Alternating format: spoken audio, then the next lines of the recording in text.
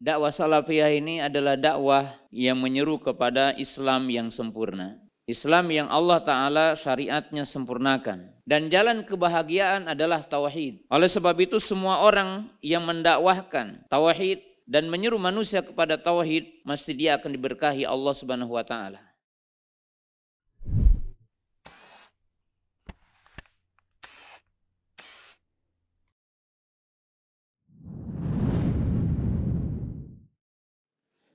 Bismillah. Assalamualaikum warahmatullahi wabarakatuh. Alhamdulillah hamdan katsiran thayyiban mubarakan fi kama yuhibbu rabbuna wa yardah. Asyhadu an la ilaha illallah wahdahu la syarikalah wa asyhadu anna Muhammadan abduhu wa rasuluh. Wassalatu wassalamu ala Rasulillah wa ala alihi wa ashabihi wa man tabi'ahum bi ihsanin ila yaumiddin, amma ba'du. Ya ayyuhalladzina amanu taqullaha haqqa tuqatih wa la tamutunna illa wa antum muslimun. Kaum muslimin, para jamaah, para penuntut ilmu yang dimuliakan Allah Subhanahu wa taala. Pertama, marilah kita untuk senantiasa bersyukur kepada Allah Subhanahu wa taala yang senantiasa menganugerahkan kepada kita banyak nikmat, terutama nikmat iman, nikmat Islam, nikmat kita berada di atas sunnah Rasulullah sallallahu alaihi wasallam, dan nikmat sehat, nikmat aman. Sehingga pada kesempatan malam yang berbahagia ini kita dapat berkumpul di majelis dan masjid yang mulia ini. Yang kedua, berupa ucapan syukur terima kasih kepada para asatidah yang saya cintai, yang saya hormati di kota Banjarmasin.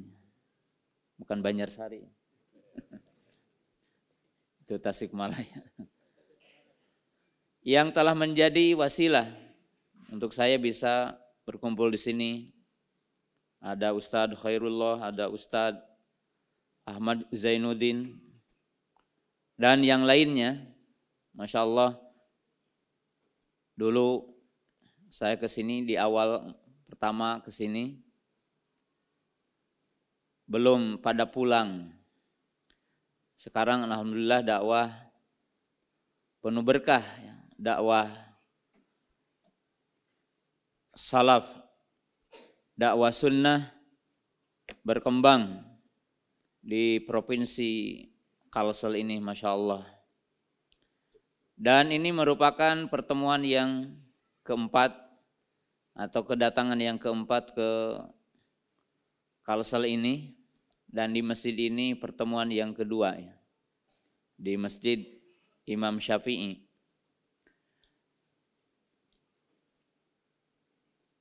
Ini adalah merupakan berkah yang sangat berharga. Ya, termasuk tadi imam adalah alumni Iyaus Sunnah. Iya, Masya Allah. Gemuknya melebihi badan saya. Masya Allah. Ini berkah ya. Berkah juga, Masya Allah. Judul yang dibawakan yaitu dakwah salafiyah, dakwah yang penuh berkah. Kenapa? Mungkin ini yang kita akan bahas, poin-poin penting di malam yang berbahagia ini, di waktu yang singkat ini.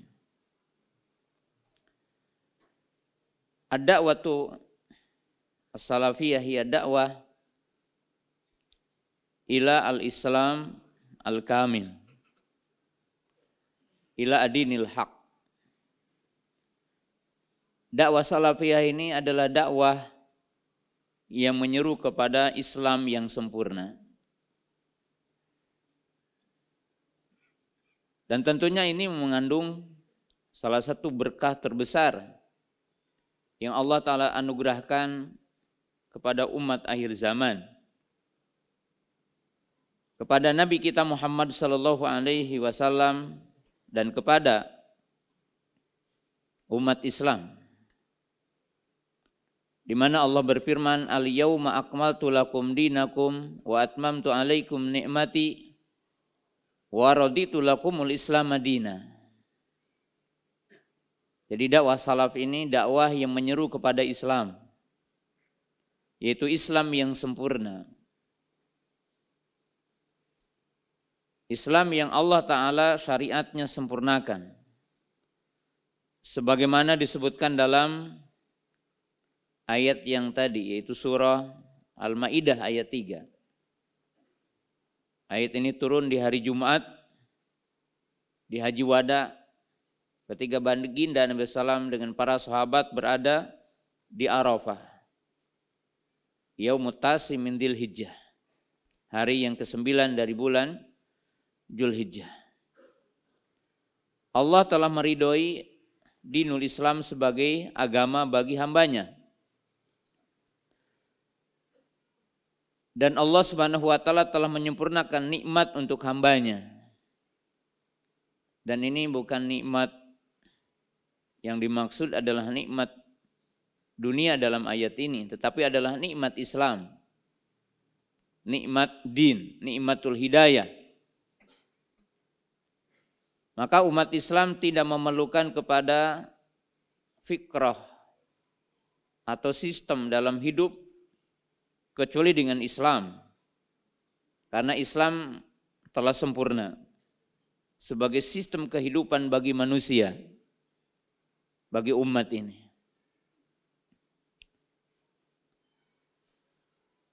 Dakwah salafiyah hiya dakwah ila al-islami sahih an-naqi. Dakwah salafiyah ini adalah dakwah yang menyeru manusia kepada Islam yang lurus, Islam yang bersih, yaitu Islam yang telah dilewati oleh baginda Nabi sallallahu alaihi wasallam. Islam yang telah dilewati oleh para sahabatnya ridwanullahi ta'ala alaihim.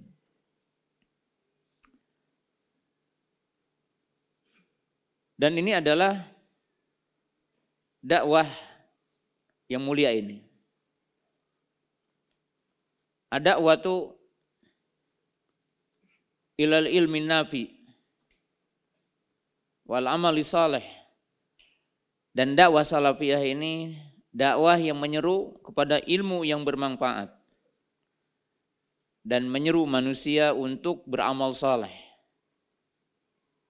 Dan ini adalah hakikat dakwah salafiyah. Wahiyya dakwah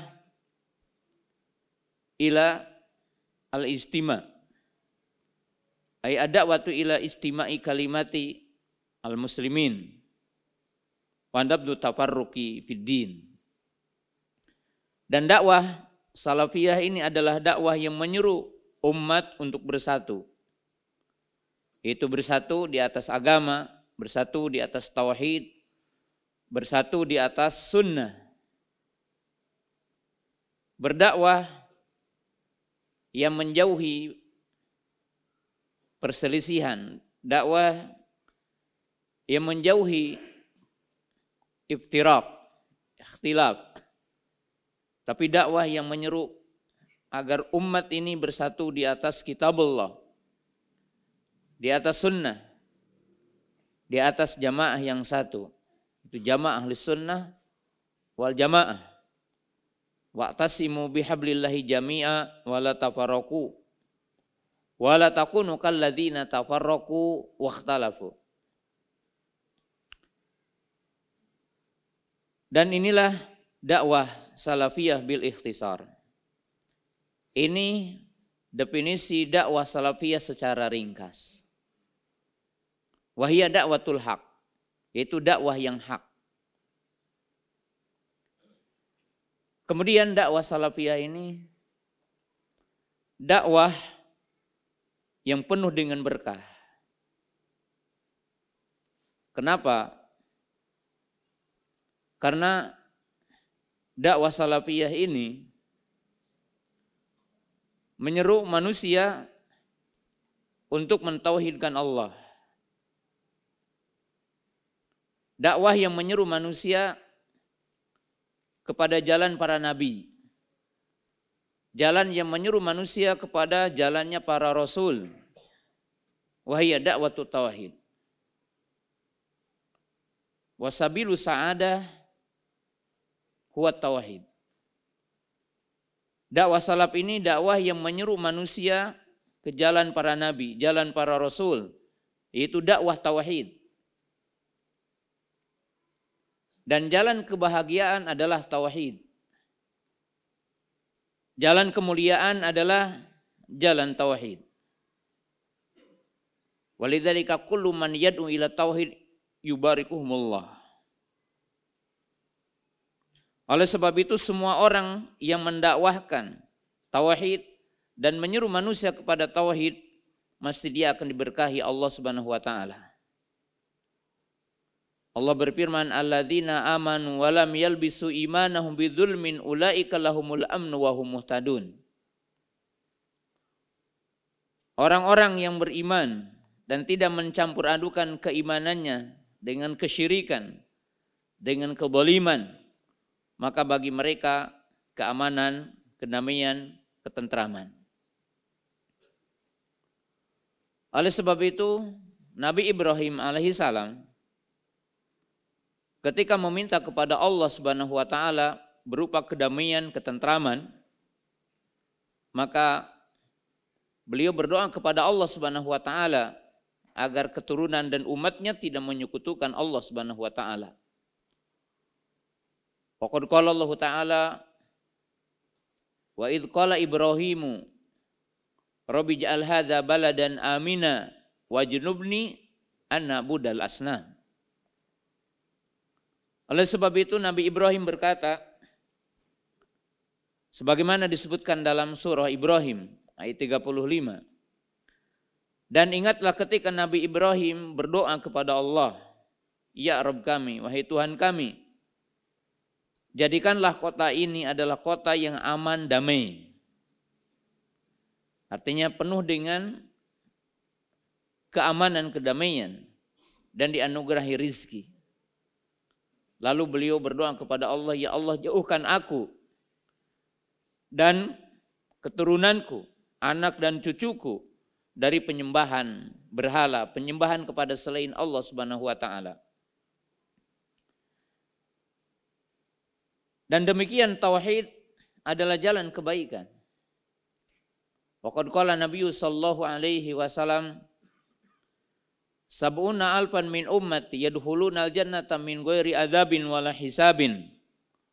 Humul ladzina la yastarqun wala yaktawun wala yatatayyarun wa ala rabbihim yatawakkalun. Wa qala Nabi sallallahu alaihi wasallam, man syahida an la ilaha illallah wa anna Muhammadan abduhu wa rasuluhu wa anna Isa abdullahi wa rasuluhu wa kalimatuhu alqah ila Maryam wa ruhum minhu wal jannata haqqun wan naru haqqun adkhalahu Allahu al jannata bima kana alaihi minal amal. Baginda Nabi SAW mengatakan 70.000 orang di antara umatku mereka akan masuk surga dengan tanpa azab, dengan tanpa hisab. Artinya melenggang langsung ke surga dan diberikan kemudahan di arasatil qiyamah dibandingkan dengan sejumlah orang-orang yang lain. Itu orang-orang yang tidak meminta diruqyah dan tidak melakukan pengobatan dengan kai dan tidak melakukan tatoyur, yaitu tidak menisbatkan kesialan kepada selain Allah, baik dengan burung atau yang lainnya. Tapi mereka bertawakal kepada Allah, bergantung hanya kepada Allah, meminta hanya kepada Allah, beribadah hanya kepada Allah, beristi'anah hanya kepada Allah, beristighosa hanya kepada Allah. Yaitu mereka yang mengamalkan ayat qul inna salati wa nusuki wa mahyaya wa mamati lillahi rabbil alamin. Itu orang-orang yang mengikhlaskan ibadah kepada Allah. maka mereka masuk surga dengan tanpa azab dan hisab. Dan ini adalah berkah yang paling besar yang Allah anugerahkan kepada hambanya. Bukan sekedar berkah tentang diluaskan dunia, harta. Karena belum tentu orang yang diberikan keberkahan dunia di dunia, dia akan mendapatkan keberkahan nanti yaumul qiyamah. Fir'aun laknatullah yang menyekutukan Allah diberikan keberkahan dunia. Tapi dipastikan sekarang sedang diazab di alam kuburnya. Dan azab nanti yaumul qiyamah akan lebih besar dari azab yang dirasakan oleh mereka sekarang di alam kubur. Dalam hadis yang kedua, Nabi SAW mengatakan, barang siapa yang bersaksi tidak ada yang berhak disembah kecuali Allah, meyakini Muhammad sebagai hamba Allah dan Rasulnya, dan Isa sebagai hamba Allah dan Rasulnya, meyakini adanya surga, meyakini adanya neraka, maka dia akan dimasukkan ke surga dengan sebab amalnya. Dalam satu riwayat dikatakan, liman haqqaqat tauhid babul aiman wa hum syuraka'u fi maghari dzalik. Bahwa Nabi SAW mengatakan bagi orang-orang yang merealisasikan tentang kalimat la ilaha illallah, betul-betul mentauhidkan Allah, tidak menyekutukan Allah dan melakukan konsekuensi dari kalimat tauhid, yaitu taat kepada Allah Subhanahu wa taala, maka mereka akan masuk ke pintu aiman dari 8 pintu yang Allah Ta'ala sediakan. Tapi ingat, kaum muslimin jamaah yang dirahmati Allah Ta'ala, orang-orang yang diberikan, ya, dipersilahkan masuk ke pintu aiman, maka dia dipersilahkan untuk masuk dari 8 pintu yang lainnya, atau dari 7 pintu yang lainnya. Wahum syuraka'u fi maghari dzalik. Dan tentunya ini dakwah yang mulia. Karena dakwah ini adalah dakwah yang membimbing manusia untuk mentauhidkan Allah. Dakwahnya para nabi, walaqad ba'atsa fi kulli ummatin rasulan an ibudullaha wajtanibut tagut. Wa ma arsalna min qablika min rasulin illa nuhiya ilaihi annahu la ilaha illa ana fa'budun. Ini dakwah yang mulia ini. Oleh sebab itu perlu dicatat dengan tinta emas, tidak ada keberkahan yang melebihi berkahnya tauhid. Tidak ada satu kemuliaan yang melebihi kemuliaan orang yang mentauhidkan Allah Subhanahu wa taala. Ya. Oleh sebab itu, jemaah yang dirahmati Allah Subhanahu wa taala, kalau kita lihat dalam Quran, kenapa Allah taala mengabadikan tentang seekor burung yang namanya hudhud? Karena hudhud ini min ahli tauhid. Walaysa mujarradi ahli tauhid. Hudhud indahu adillah minat tauhid. Kenapa Allah mengabadikan hudhud dalam surah An-Naml? Mungkin kalau kita mengintrospeksi, kecerdasan hudhud melebihi kecerdasan kita bersama. Bahkan para jamaah yang insya Allah udah bertauhid, alhamdulillah. Tapi argumentasi tauhid mungkin kita tidak secerdas hudhud. Hudhud ini kan burung yang indah. Sampai dicari sama Nabi Sulaiman alaihi salam, wa tafaqada tayra faqala ma li la aral hudhuda amkana minal ghaibin. La u'adzibannahu adzaban syadida aw la adbahannahu aw liyatiyani bisultanin mubin. Dicari hudhud ini, mananya hudhud? Dari sekian burung dicari. Dan Allah menganugerahkan kepada Nabi Sulaiman 3 perkara, wa khusyira li Sulaimana junuhuduhu minal jinni wal insi wat tayri fahum yuzaun. Pasukan jin, pasukan manusia, pasukan burung.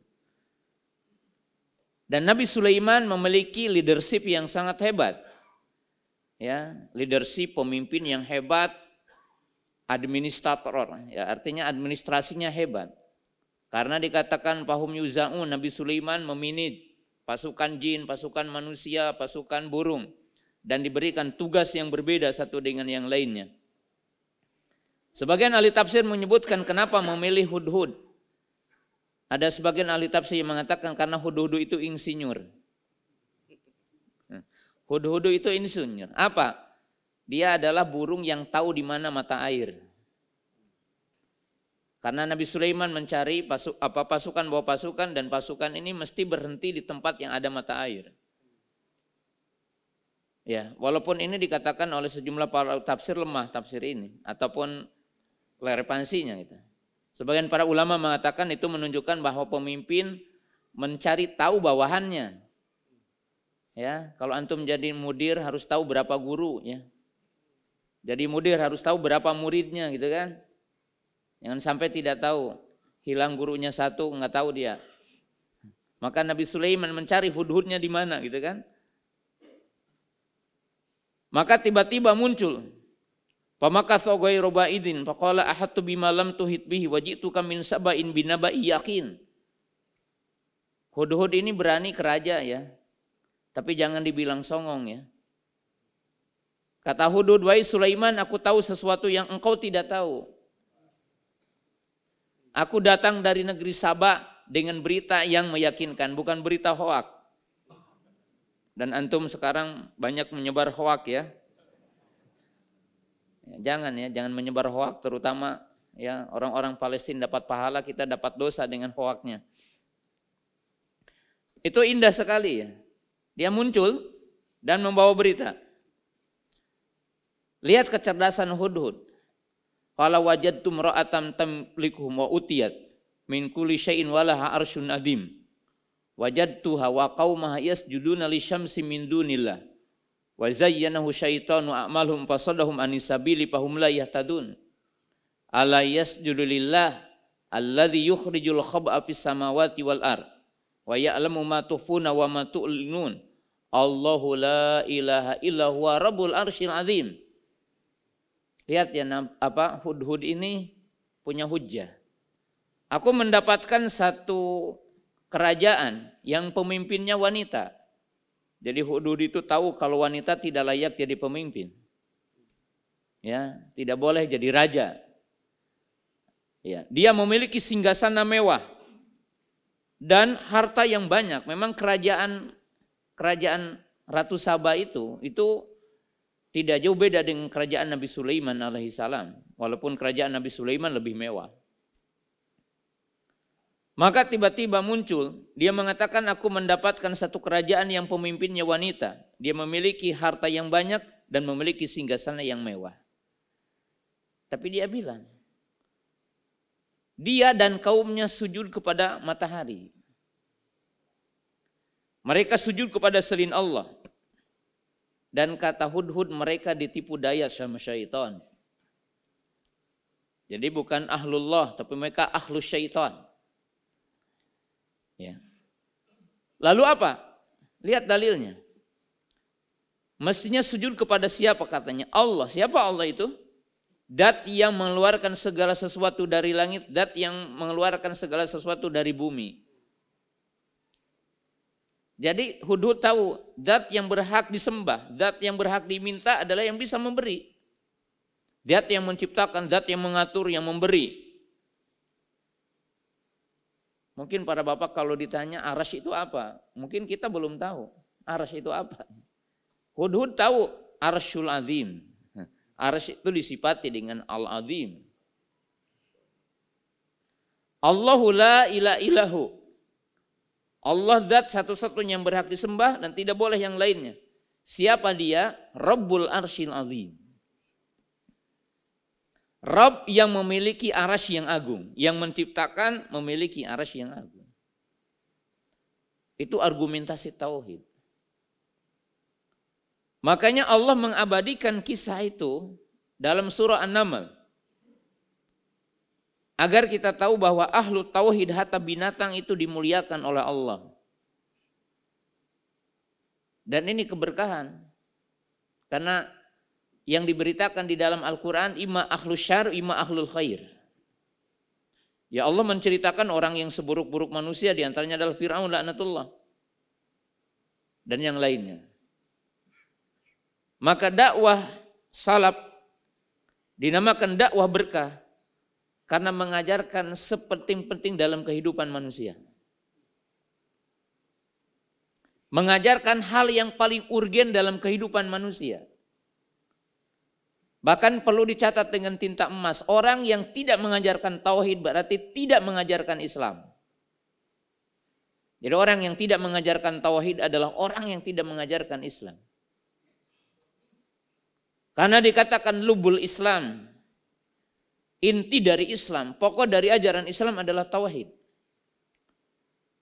Bahkan para ulama mengatakan Quran dibagi 3. Ada khobar, ada awamir, wa nawahi, dan ada al-wa'du wal wa'id. Tapi para ulama mengatakan Al-Quran kulluhu tauhid. Quran itu semuanya argumentasi tentang tauhid. Ya. Kalau kita ingin tahu, coba Pak, renungkan. Quran itu ada dinamakan Ummul Quran, Ummul Kitab. Ada a'dhamu ayah fi kitabillah. Ada yang dinamakan dengan sulusul Quran. Quran yang 30 juz, ada surah yang dinamakan Ummul Kitab, Ummul Quran, yaitu suratul Fatihah. Surah Al-Fatihah adalah surah yang mencakup isi Quran. Jumlah ayatnya adalah 7. 3 berupa pujian kita kepada Allah, 3 berupa doa kita kepada Allah, dan pertengahannya adalah tentang tauhid dan inti dari hakikat din. Iyyaka na'budu wa iyyaka nasta'in. Kemudian Allah menyebutkan dalil tauhid sebelumnya, alhamdulillahirabbil alamin arrahmanir rahim maliki yaumiddin. Kemudian baru iyyaka na'budu wa iyyaka nasta'in. Yang intinya apa? Al-mustahiqu bil ibadah wa al-mustasifu bi sifati rububiyah, al-mutasifu bi sifatil kamilah. Yang kata para ulama makna dari surah Al-Fatihah itu yang berhak diibadahi adalah zat yang disifati dengan sifat rububiyah, zat yang disifati dengan sifat yang sempurna. Ar-Rahman, Ar-Rahim, Al-Malik. Allah, Ar-Rabb. Itu nama-nama Allah dan memiliki sifat-sifat yang agung.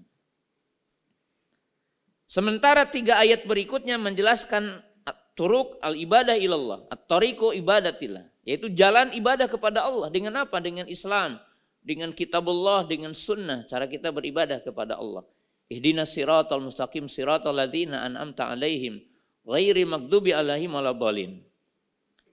Jadi surah Al-Fatihah itu intinya tauhid. Kemudian a'dhamu ayah fi kitabillah. Ayat yang paling agung dalam Quran adalah ayatul kursi, ayat kursi. Isinya adalah tauhid. Allahu la ilaha illahu al-hayyu al-qayyum. Di situ lihat tauhid. Dan ayat itu menyebutkan 5 nama Allah. Allah, Al-Hayyu, Al-Qayyum, Al-Aliyyu, Al-Azim. Dan ini merupakan dinamakan Ismul A'zam. Nama-nama yang apabila kita berdoa menyebutkan nama-nama tersebut, maka Allah akan mengijabah semua doa kita. Dan Allah menyebutkan tidak kurang dari 25 sifat, kata Syekh Ibnu Utsaimin rahimahullah ta'ala dalam ayat ini. Setidaknya adalah 5 sifat yang tadi. Dzul uluhiyah, sifatul hayat, qayyumiyah, sifat adzamah, sifat ulu, 5 sifat. Maka dikatakan ayat yang paling agung adalah ayat tauhid. Kemudian dikatakan sulusul Quran, 1/3 Quran adalah surat Al-Ikhlas. Surat Al-Ikhlas apa? Qul huwallahu ahad, Allahu samad, lam yalid walam yulad walam yakul lahu kufuwan ahad. Ini tauhid. Maka dikatakan dakwah salafi adalah dakwah berkah. Karena mengajari manusia dari perkara terpenting dalam kehidupan manusia. Dan ilmu yang terpenting dalam semua bentuk ilmu, yaitu ma'rifatullah, ma'rifat kepada Allah. Itu yang pertama. Yang kedua, kenapa dakwah salafiyah dikatakan dakwah berkah? Karena dakwah salafiyah ini dakwah yang menyuruh manusia kepada kitabullah dan kepada sunnah Nabi Sallallahu Alaihi Wasallam. Dan jalan kebahagiaan adalah mentaati Allah, mentaati Rasulnya. Allah Subhanahu wa taala menyebutkan dalam Al-Qur'an tidak kurang dari 40 kali mengatakan atiiullah wa atiiur rasul. Dan Allah menjelaskan wa may yuti'illah wa rasulahu faqad faza fawzan 'azima. Barang siapa yang mentaati Allah dan Rasulnya, maka dia mendapatkan keberuntungan yang paling besar. Jadi termasuk al-fawzul azim. itu menyuruh manusia agar tahu Al-Quran, agar tahu hadis-hadis Nabi SAW. Kalau antum ditanya siapa yang paling banyak sholawatnya kepada Nabi, siapa yang paling banyak sholawatnya kepada Nabi SAW? Gak ada yang menyamai ahli sunnah. Gak ada yang bisa menyamai ahlul hadis. Orang yang mengajarkan hadis-hadis Nabi SAW itu mesti qala Abu Hurairah radhiyallahu anhu, qala Rasulullah sallallahu alaihi wasallam. Berapa kali hadis dibaca, maka sebanyak itulah orang-orang yang membacakan hadis akan mengatakan sallallahu alaihi wasallam. Jadi bukan orang yang sholawatnya seminggu sekali, sholawatnya adalah setahun sekali. Kemudian dihitung dia mengatakan 1000 atau 2000.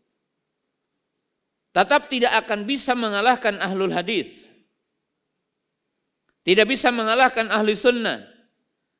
Tidak bisa mengalahkan yang dinamakan orang yang bermanhaj dengan manhaj salaf. Karena mereka akan senantiasa berbicara qala Allahu qala rasuluhu. Coba kalau ceramah orang yang ahli sunnah, beda dengan bukan ahli sunnah. Orang yang ceramah bukan ahli sunnah walaupun membaca sholawat 10 kali awalnya, dia tidak akan baca hadis-hadis kan. Ngaler ngidul ngomongnya itu nggak jelas mana dalilnya. Tapi ahli sunnah akan mengatakan qala Allah, kemudian setelah itu mengatakan qala Rasulullah, dia akan mengatakan sallallahu alaihi wasallam. Maka oleh sebab itu yang paling berkah mereka adalah ahli sunnah. Karena senantiasa menuntut orang kepada kitabullah, kepada sunnah Rasulullah SAW.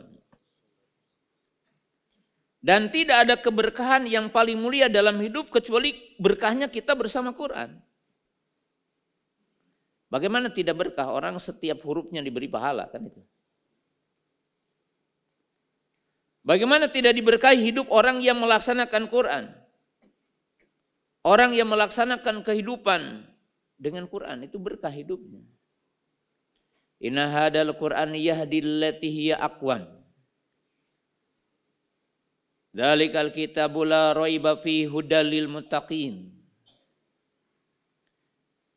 Artinya apa? Akan senantiasa diberkahi kejelasan hidup, lurus hidupnya, lurus manhajnya, lurus pemahamannya. Kenapa?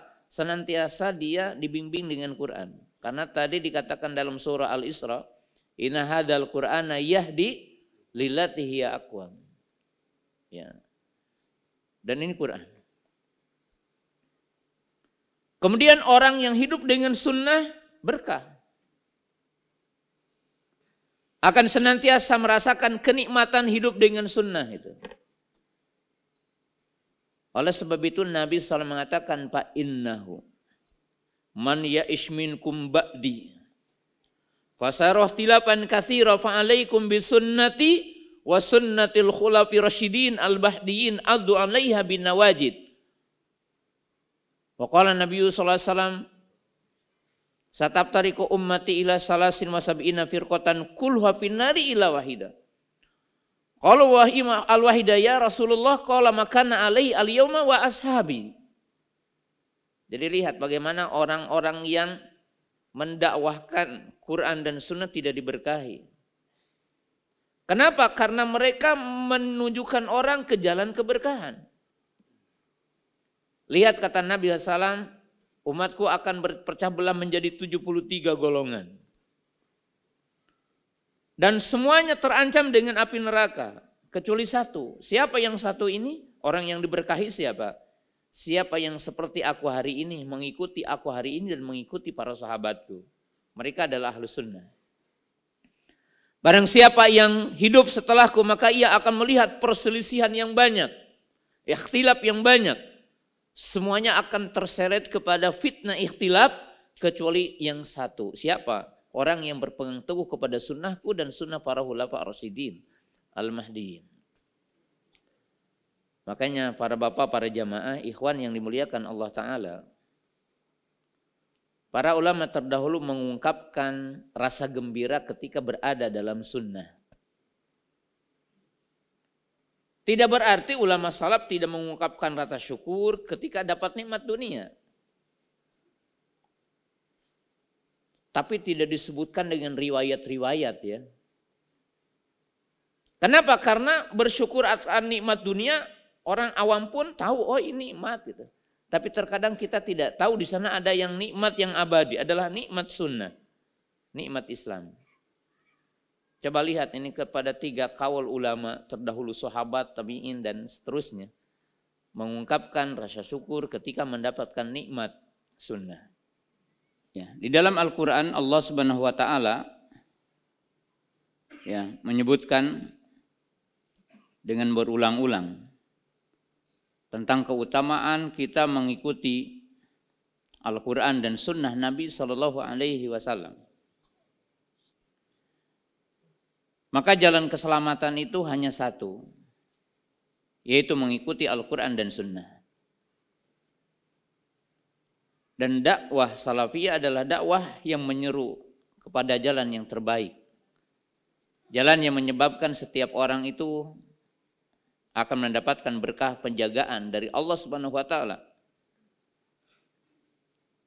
Makanya tadi saya sebutkan sejumlah para ulama kita mengungkapkan rasa gembira akan nikmat ini. Abdullah Umar mengatakan, tidak ada yang membuat aku bergembira dalam Islam selain hatiku tidak terkontaminasi dengan hawa nafsu. Dan di akhir hayat Abdullah bin Umar muncul satu sekte Qadariyah yang muncul di kota Basrah dengan tokoh Susan, kemudian dibawa oleh Ma'bad al-Juhani. Beliau merasakan nikmat ketika hatinya tidak terkontaminasi dengan penyimpangan, Khawarij, Murji'ah dan semisalnya. Kemudian Abu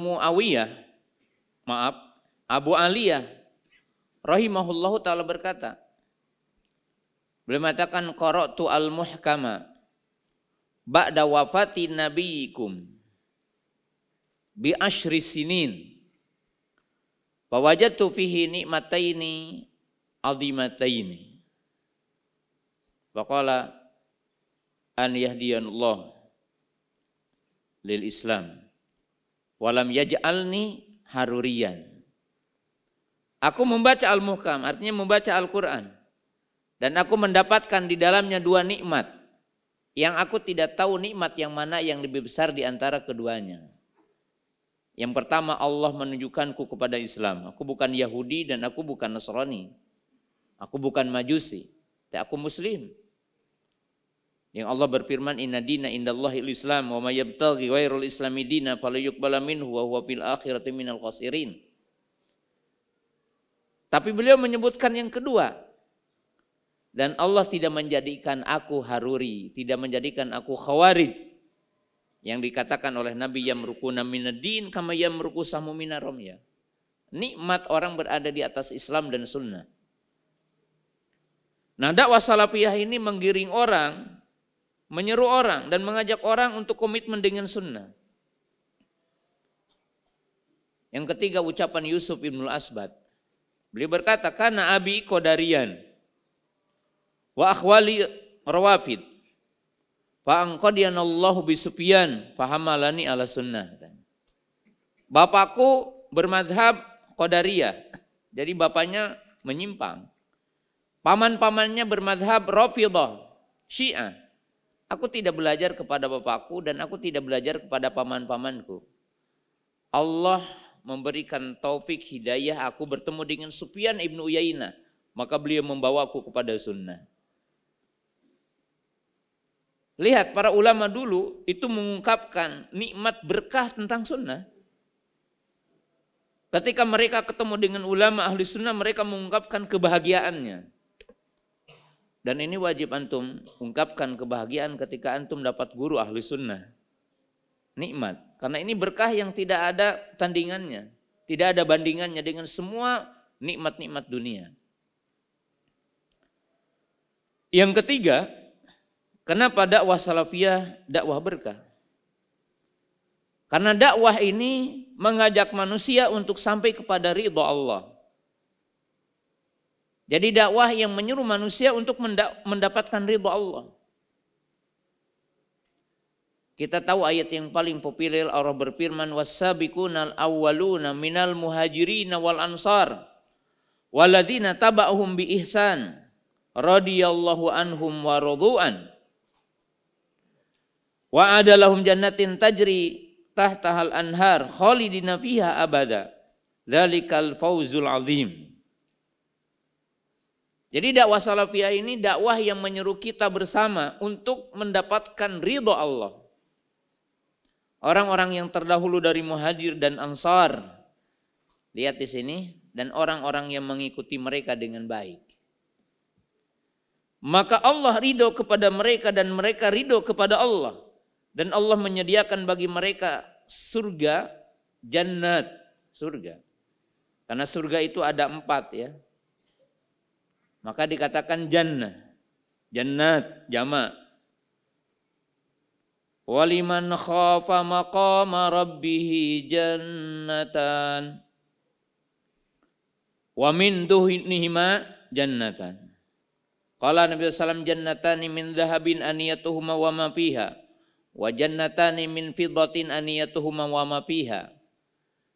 Lalu Nabi sallallahu alaihi wasallam mengatakan 2 surga terbuat dari emas, ornamennya semua dari emas ya. Dan 2 surga ornamennya dari perak semuanya. Ya. Yang pertama adalah untuk as-sabiqun as-sabiqun, nomor 2 adalah untuk ashabul yamin. Orang beriman yang pertengahan. Kemudian disediakan sungai yang mengalir, yaitu 4 sungai. Sungai yang isinya madu, sungai yang isinya khamar tapi tidak memabukkan, sungai yang isinya air susu yang tidak pernah berubah rasa dan warnanya. Ya, itu disediakan bagi orang-orang yang mengikuti para sahabat. Kemudian dikatakan zalikal fauzul azim. Fauz ya. Dan nikmat yang terbesar yang Allah berikan bagi setiap mukmin adalah keridhaan Allah. Maka dikatakan dalam ayat waridwanullahi akbar. Keridhaan Allah itu lebih besar. Disebutkan dalam potongan hadis ketika kita nanti orang-orang beriman ada di surga. Maka ditanya sama Allah, apakah kalian telah ridha? Maka orang-orang beriman di surga menjawab, bagaimana kami tidak ridha, wahai Allah. Engkau telah memberikan segala sesuatu kepada kami yang tidak diberikan kepada selain kami. Kemudian Allah berkata, Allah berfirman, apakah kalian ingin yang lebih dari ini? Ahli surga mengatakan memang ada katanya kenikmatan yang selain ini. Maka kata Allah, ada apa? Keriduanku. Jika kalian telah mendapatkan keriduanku, maka tidak ada setelahnya adalah murkaku. Maka dakwah salafiyah ini dakwah menyeru kita untuk mendapatkan ridho Allah. Dan keridhaan Allah salah satunya ditentukan ketika kita ridho dengan manhaj sahabat. Ridho dengan jejak para sahabat ridwanullahi ta'ala alaihim. Mengikuti jejak mereka, mengikuti kehidupan mereka, itu para sahabat ridwanullahi ta'ala alaihim. Karena mereka adalah merupakan manusia pilihan yang dipilih oleh Allah Subhanahu wa taala. Bismillah. Sebenarnya minta nasihat bagaimana sikap kita terhadap sekarang ramai aksi boikot, bahkan ada yang mengharamkan produk-produk Yahudi. Terima kasih. Kaum muslimin jamaah yang dirahmati Allah Subhanahu wa taala ya, tentang Palestina. Sebenarnya bukan hanya tentang boikot ya. Ada hal yang saya ingin sampaikan, mungkin tidak hadir semua tadi di khutbah Jumat ya. Hubungan kita dengan Masjidil Aqsa, dengan Baitul Maqdis, dan dengan saudara-saudara kita di Palestina, itu bukan hubungannya hanya kejadian sekarang ada agresi kembali atau kekerasan yang dilakukan oleh orang-orang Zionis. Jadi bukan hanya itu. Tetapi alaqah hubungan kita dengan itu alaqah imaniyah. Jadi ada hubungan iman dan ada hubungan kita historis dengan tempat itu. Jadi semestinya para bapak, para jamaah itu ini pahami dulu ini gitu sebelum berkaitan dengan aksi ataupun boikot ya. Karena memboikot ini muakotah kadang gitu ya. Tapi ada hal yang harus kita selamanya. Pertama, bapak yang bertanya dan semua harus tahu akan kedudukan tempat itu. Ya, kita tahu Masjidil Aqsa, Baitul Maqdis. Yang pertama antum catat ardu al-anbiya, yaitu negerinya para nabi. Ardu solihin, negerinya orang-orang soleh. Gitu. Maka orang beriman itu punya historis, punya sejarah dengan orang-orang soleh di sana. Nabi Ibrahim, Nabi Ishak, Nabi Sulaiman, Nabi Daud, Nabi Syu'aib, Nabi Lut, Nabi Musa, Nabi Isa, alaihimussalam. Dan Allah abadikan dalam Quran. Yang kedua berkaitan dengan iman kita dengan Isra dan Mi'raj. Jadi orang yang tidak membenarkan Isra-nya Nabi SAW ke Masjidil Aqsa itu kafir, murtad an dinil Islam. Walaupun ngebekot produk Yahudi. Jadi ini harus paham dulu ini gitu. Kita beriman bahwa Allah mengisrokan Nabi kita sallallahu alaihi wasallam berdasarkan ayat subhanalladzi asra bi 'abdihi lailan minal masjidil harami ila masjidil aqsa. Kemudian kita beriman bahwa para sahabat, Nabi SAW dengan para sahabat sholat menghadap Baitul Maqdis selama 17 bulan. Ini sejarah bagi kita. Kemudian Nabi SAW menganjurkan kita menziarahi tempat itu. Jadi ziarah ke Masjidil Aqsa itu beribadah, dianjurkan.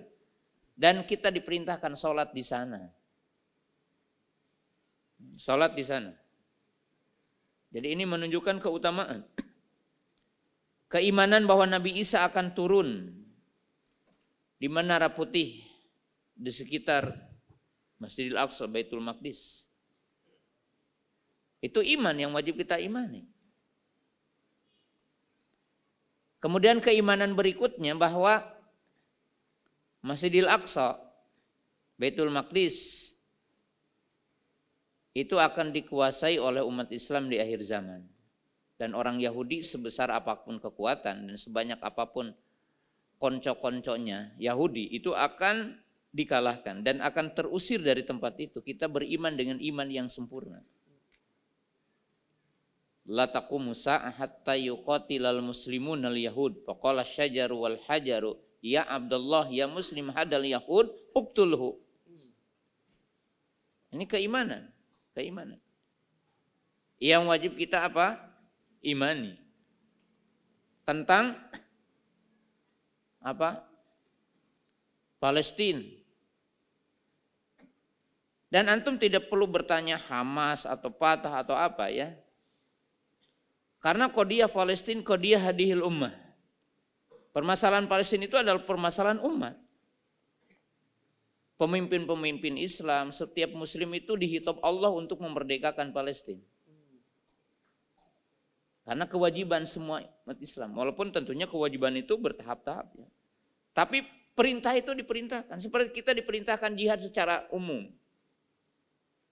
Walaupun satuannya akan berbeda-beda satuannya. Semua orang mukmin. Jadi antum nggak usah bertanya-tanya itu. Pokoknya itu iman kita.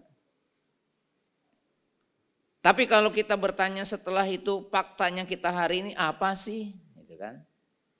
Yang seyoganya bagi kita pertama, yang wajib bagi kaum muslimin itu membereskan diri kita semua dulu.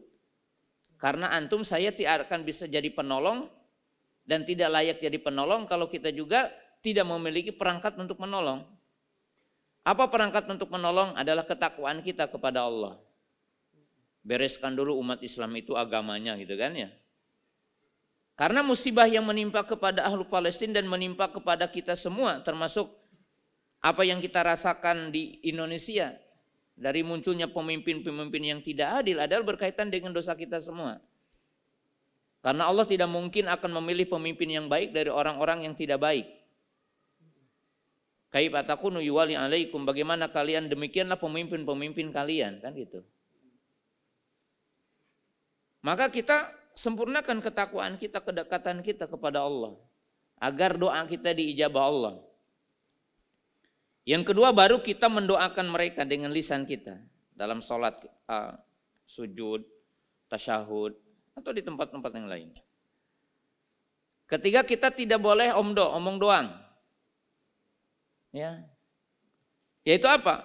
Keluarkan harta dari kita untuk didonasikan ke mereka, karena sangat penting sekali hari ini. Dan alhamdulillah kita udah banyak ya. Ya, udah sampai juga ke sana. Ya. Adapun membantu dengan fisik itu harus mengikuti para pemimpin muslim dalam setiap negaranya. Tidak boleh melakukan sendiri. Ya, tidak boleh melakukan sendiri. Adapun memboikot, ya konsekuensinya banyak gitu ya. Kalau negara yang menginstruksikannya gitu kan, kemudian udah terdeteksi dan itu mungkin ada manfaat. Tapi juga nggak boleh. Jadi orang yang tidak punya akal umpamanya beli barang yang itu dari orang Yahudi udah ada di rumah kemudian dihancurkan. Apa manfaatnya? Ya, kita harus jadi orang-orang sehat akal gitu ya, kemampuan berpikir dan sebagainya. Tapi kalau ada orang mengatakan saya ta'abudan ilallah, saya beribadah kepada Allah. Ya, ketika masuk sebuah toko ataupun ini dia memilih yang tidak ada kaitannya dengan sana, silakan aja. Tapi jamaah yang dirahmati Allah Subhanahu wa taala, kalau urusan negara, kalau urusan muslimin itu tidak bisa dilakukan individu gitu. Banyak konsekuensinya. Oleh sebab itu ya harus dengan konsekuensi yang matang semuanya gitu. Jadi apapun tidak boleh hanya tadi mungkin konsekuensinya tidak dipikirkan. Kan semuanya harus realistis itu semuanya. Realistis. Ya, seperti antum HP antum pakai Abah Google gitu kan ya. Ya. Itu hal-hal yang antum tidak bisa. Ya. Antum punya produk untuk HP antum tidak pakai itu? Ada? YouTube-nya pakai apa? Ya. Tapi orang beriman mesti begitu. Dia akan senantiasa mendukung apa? Saudaranya. Ya. Artinya fattaqullaha mastata'tum, bertakwa kepada Allah dengan sekemampuan itu. Wallahu a'lam. Ya.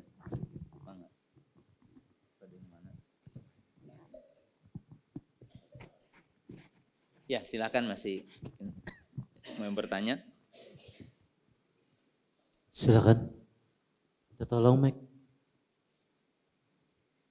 Oh, Bapak yang di pinggir. Fadhol, Pak.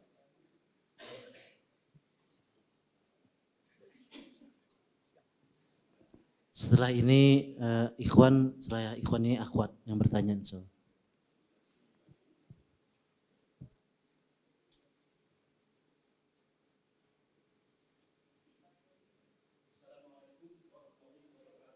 Waalaikumsalam warahmatullahi wabarakatuh.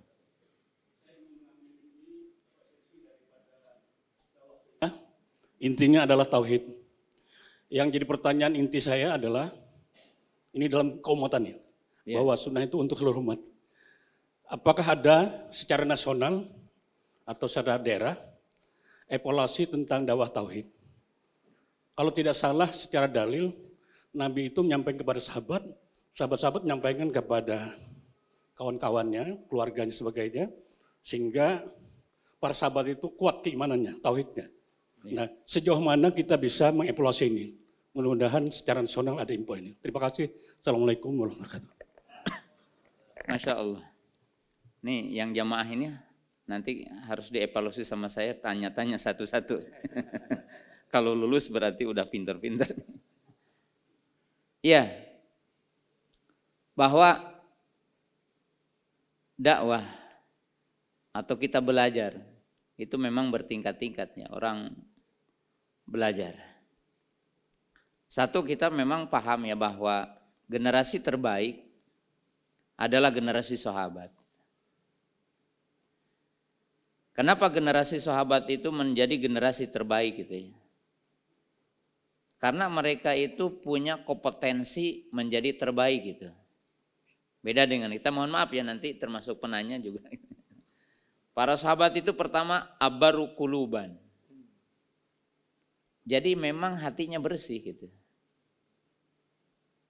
Jadi tidak terkontaminasi dengan berbagai kehidupan tujuan dunia gitu ya. Kemudian a'maku ilman, ilmunya dalam.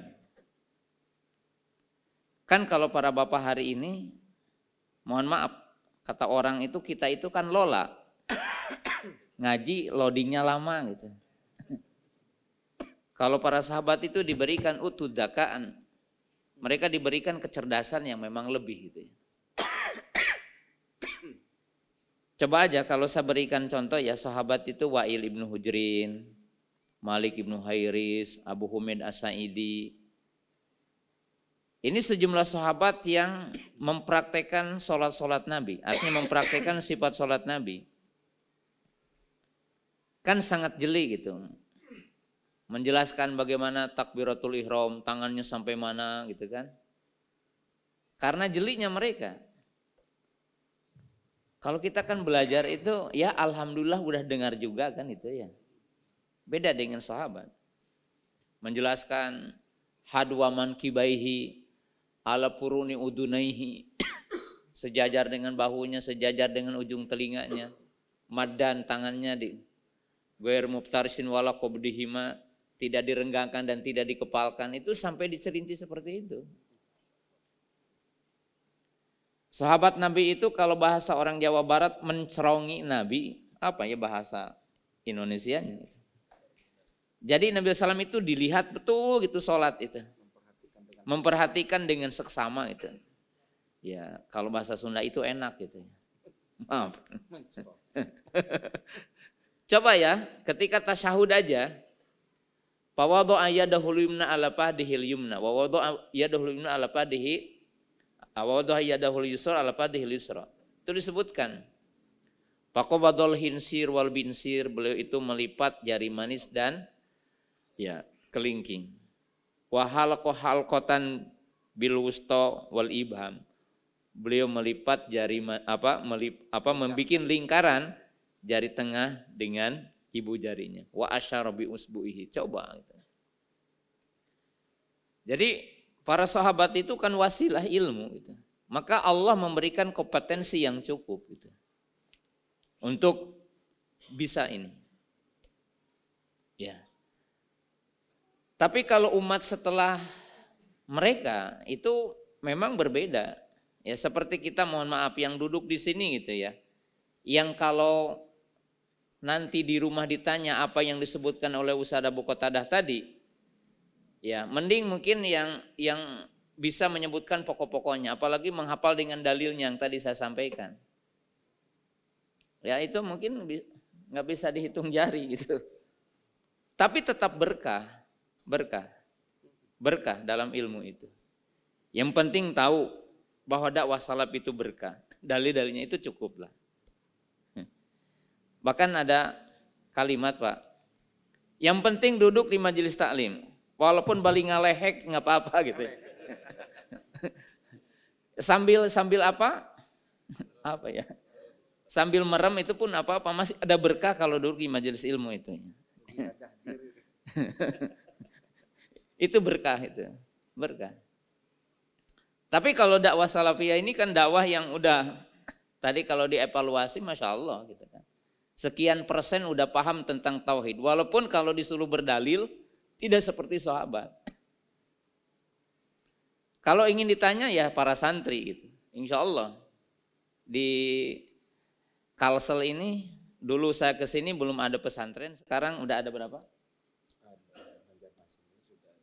Iya, kan banyak ya.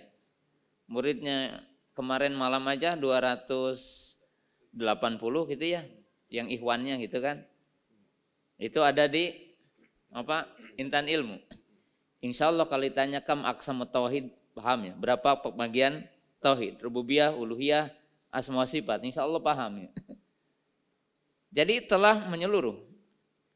Dan kalau saya katakan saya itu alhamdulillah diberkahi Allah bisa jalan di Indonesia dari Sabang sampai Merauke. Ya, ke Sabangnya pernah, ke Merauke-nya pernah maksudnya. Ya pernah ke Merauke, saya ke Merauke pernah menginjakan kaki, satu kaki di Papua Nugini, satu kakinya di Indonesia. Nah, saya ingin cerita. Jadi saya pernah ke tempat yang terpencil, ke Pulau Buru. Itu perjalanan sekitar 4 jam dari bandara itu.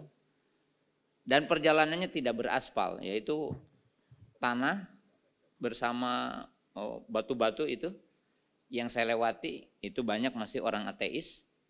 Dan kita mengislamkan 50 orang waktu itu. Ada 50 orang. Ada anak SD mentauhidkan Allah. Anak SD mau masuk SMP ya. Bapaknya belum masuk Islam, bapaknya Hindu.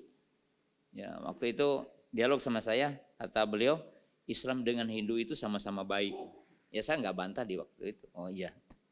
Karena anaknya masuk Islam, bapaknya menyaksikan di situ masuk Islam. Anaknya kan mengikrarkan kalimat syahadatain. Ini bapaknya belum. Kemudian dialog, kata dia minta bantuan ke saya untuk ngobatin anaknya yang sakit panas. Berapa? Kata dia itu 300.000 Pak Ustadz. Saya kasih 500.000. Jadi 500.000 dikasih. Saya doain semoga bapak masuk Islam. Betul, setelah 3 bulan masuk Islam. Ya. Saya cerita ke Wamena. Wamena itu memang sangat ekstrim. Tapi kita berangkat ke jauh itu, ke atas. Yang di situ kita ketemu dengan OPM.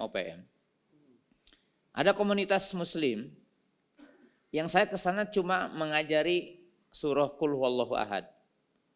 Mengajari Al-Fatihah. Enggak dakwah seperti sekarang pakai dalil-dalil. Berat. Ngajarin cuma Al-Fatihah. Itu subhanallah. Kita dijamu dengan ala mereka gitu. Subhanallah. Apa yang kita berikan cuma suruh memakai jilbab. Jilbab pakaian, ngasih pakaian pakai jilbab. Ya, berbaju gitu kan, baju. Mengajarkan kalimat tauhid, bacaan sholat yang pendek-pendek gitu. Yang pendek-pendek. Dan subhanallah ya, ada sejumlah orang masuk Islam karena dibacakan surah Al-Fatihah. Jadi begini, ada dokter di Wamena itu, kalau berobat, sebelum nyuntik baca bismillah. Jadi masuk Islam orang dengan bismillah. Gitu. Sembuh. Katanya ini pakai bacaan apa gitu. Akhirnya pekan depannya itu datang ke sana. Coba katanya saya ingin bersahadat. Sahadat itu. Itu indah gitu ya. Indah. Di pelosok-pelosok itu gitu. Di pelosok-pelosok. Saya di Kalimantan ini pernah ke tempat terpencil. Ke Pulau Bunyu gitu. Ya pakai apa itu? Nggak ada pesawat, speedboat. Ya. Cuma mungkin kalau dakwah kita kurang uang, mohon maaf. Orang lain pakai pesawat capung, kita pakai mobil. Karena kalau pakai pesawat itu nyawanya mahal gitu ya. Uangnya nggak kesampaian kita. Jadi kalau berkah dakwah ini, masya Allah gitu. Alhamdulillah udah sampai ke berbagai pelosok terpencil. Ya, sampai ke perbatasan mau ke Timur ya. Timor Leste itu ya. Yang sekarang itu ya. Itu kita ke sana gitu, alhamdulillah. Jadi berkah dakwah tauhid itu ya. Tapi kalau kita tanya berapa jumlah yang bertauhid dengan yang tidak bertauhid di Indonesia, ya masih banyak yang tidak bertauhid. Dan itu jalan kita untuk apa? Berdakwah, berjihad di jalan Allah Subhanahu wa taala. Ya. Begitu, Pak. Ya, boleh satu lagi? Silakan untuk beri kesempatan kepada akhwat yang ingin bertanya. Mohon panitia untuk bisa mengarahkan mic. Ya. Ada? Ada itu.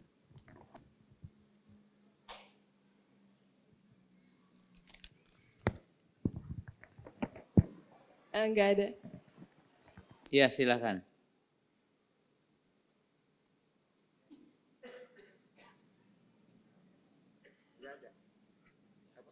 Oh iya. Apakah aku puntur dengan jarum yang Allah alam tidak termasuk kei ya. Kalau aku puntur itu tidak termasuk kei. Tusuk jarum tidak termasuk kei. Tidak termasuk pengobatan yang membahayakan. Biasa aja gitu. Ya seperti suntik jarum.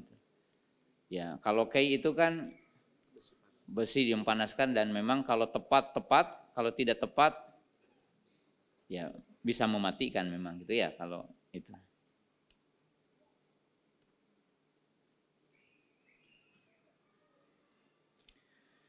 Syarat masuk surga tanpa hisab adalah tidak meminta diruqyah. Ruqyah yang bagaimana yang dimaksud? Ya. Pertama dalam hadis itu memang riwayatnya la yastarkun. Jadi tidak meminta apa? Diruqyah. Walaupun dalam riwayat dikatakan la yarkun. Ada riwayat juga la yarkun. Ya, maksudnya di situ tidak meruqyah dengan ruqyah yang syirik. Nah, hadis itu tidak mengatakan tidak boleh meminta ruqyah. Tapi hadis itu menunjukkan tamamut tauhid, sempurnanya tauhid. Nah, sempurnanya tauhid itu ujungnya wa ala rabbihim yatawakkalun. Dan tawakal yang sempurna itu harus menafikan 3 hal. Jadi tawakal yang sempurna itu harus menafikan 3 hal. Yang pertama tidak meminta diruqyah, tapi bukan melarang minta diruqyah. Lalu kenapa orang yang tidak meminta diruqyah itu sempurna tauhidnya? Karena di situ adalah tamamu thiqah Allah. Jadi sempurnanya ketergantungan kepada Allah. Karena orang yang meminta diruqyah, kata Imam Ibnu Taimiyah ada 3 kemungkinan. Artinya orang yang meminta diruqyah itu ada 3 kemungkinan terpleset tauhidnya. 1, dia suudun kepada Allah. Jadi seolah-olah kalau kita itu ruqyah, aduh saya mah nggak pantas meruqyah sendiri. Ya, dan dia udah suudun kepada Allah. Menganggap bahwa kalau doa saya tidak akan diterima, maka saya harus menggunakan yang lain. Dan ini boleh memang bertawasul gitu ya, dengan doa orang soleh. Tapi terkadang menafikan kesempurnaan itikad gitu. Yang kedua ada musiko ala nafas, orang yang kurang percaya diri, jadi menganggap dirinya buruk gitu. Ketika orang itu mengatakan, waduh saya mah nggak pantas gitu kan, ruqyah saya mah nggak akan tepat gitu kan. Nah, padahal meruqyahnya sendiri itu dapat pahala gitu. Makanya berdoa sendiri lebih afdal daripada meminta didoakan. Kenapa? Karena doanya sendiri itu ibadah. Zikirnya sendiri itu ibadah. Kalau kita zikirnya dibaca orang yang mendapatkan pahala, kita tidak dapat pahala kan itu. Makanya saya sering kalau membimbing ibadah umroh ataupun ibadah haji, saya sering katakan, para ibu, para bapak, jangan mau dipimpin doa sama saya. Alasannya apa Ustadz? Ada 3. Yang pertama, kebutuhan bapak beda dengan kebutuhan saya. Ya kalau doa saya kan untuk saya, belum tentu tepat dengan suami dengan istri aja beda di multazam doanya. Kata istrinya, ya Allah semoga suamiku tidak mau ta'adud. Suaminya doa kepada Allah, ya Allah semoga Allah membukakan hati istriku gitu kan, agar menerima aku ta'adud. Itu dua doa yang berbeda. Suami dengan istri beda doanya gitu. Jadi beda gitu kan. Ya. Kemudian doa itu kan mesti ilhah. Ilhah itu menampakkan butuhnya. Kalau kita yang berdoa, kita menampakkan butuhnya kita kepada Allah. Tapi ketika orang lain belum tentu seperti butuhnya kita. Nah ini adab aja gitu. Yang ketiga ini lebih bahaya kata Imam Ibnu Taimiyah. Bahwa terkadang orang ketika dibaca ruqyah oleh orang, maka tertumpulah keyakinan yang menyembuhkan dia gitu. Lama-kelamaan. Gitu. Makanya sadudari'ah gitu ya. Sadudari'ah itu membuat tameng sebelumnya gitu. Saya ada yang unik pernah dulu di sana gitu. Ada orang diruqyah sama saya nggak pernah ruqyah, tapi pernah meruqyah. Dan saya juga tidak tahu kalau orang itu sembuh. Sembuh. Tiba-tiba ada beberapa orang nelpon saya. Telepon, Ustadz, lagi penuh pasien enggak kan? Saya bingung. Perasaan saya bukan dokter, bukan apa gitu. Kok ini dibilang apa? Diusut ternyata itu dari kampung dia itu ada orang yang membocorkan waktu itu pernah datang ke saya kemudian diruqyah sembuh gitu. Jadi disayangkannya saya itu dukun gitu. Ya dukun maksudnya dukun peruqyah gitu. Kan repot itu. Terkadang seperti itu. Makanya afdolnya meruqyah sendiri gitu. Bukan tidak boleh. Dan bukan berarti orang yang meminta ruqyah kepada orang musyrik, enggak gitu. Enggak demikian. Tapi itu dari sisi bahayanya gitu. Makanya yang 70.000 itu tadi disifatinya tidak. Kemudian pengobatan dengan kei itu menunjukkan orang yang tidak sabar akan musibah kan itu. Pingin cepat sembuh gitu. Lintas gitu, cepat gitu. Karena berobat itu ada berobat yang wajib, ada berobat yang mustahab, ada yang tidak berobat lebih afdol, ada yang berobat itu haram hukumnya kan ya.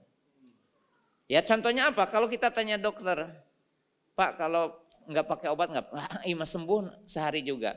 Antum nggak usah minum obat itu kan karena sakit itu menghapus dosa.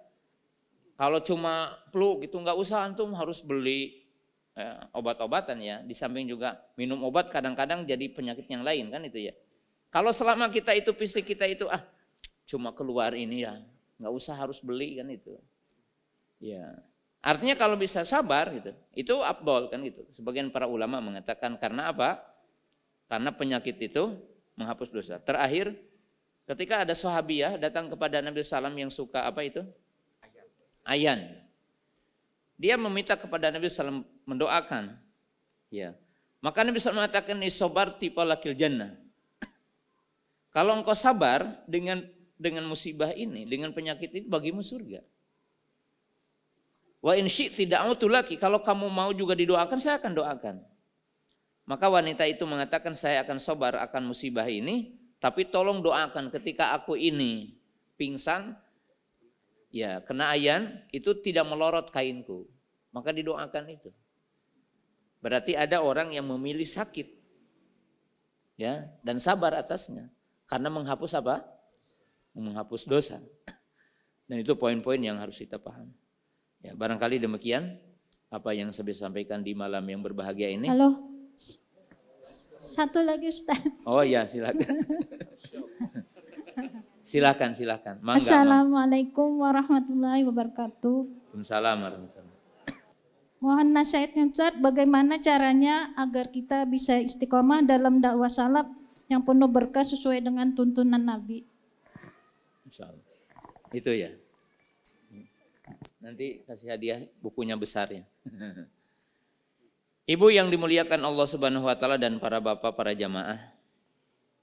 Bagaimana kita bisa istiqomah? Setidaknya istiqomah itu dengan 4 hal.